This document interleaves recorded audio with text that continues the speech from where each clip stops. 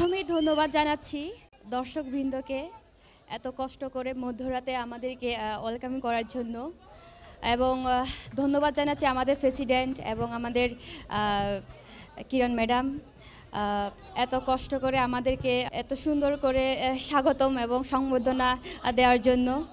আমি বিশেষ করে ধন্যবাদ জানাবো আমাদের প্রেসিডেন্টকে, আমাদের যা সুযোগ সুবিধা লাগে উনি আমাদেরকে ওভাবেই দিচ্ছেন এবং ভবিষ্যতেও দিয়ে যাবেন। আজকে যে এই পর্যায়ে আমরা আসছি এটা হচ্ছে একটা ছিল টিম ওয়ার্ক। ফুটবল খেলা কোনো ইন্ডিভিজুয়াল খেলা না। আমরা জানি, আমরা বাংলাদেশের মেয়েরা জানি কিভাবে কঠিন পরিস্থিতি ফাইট করতে হয়।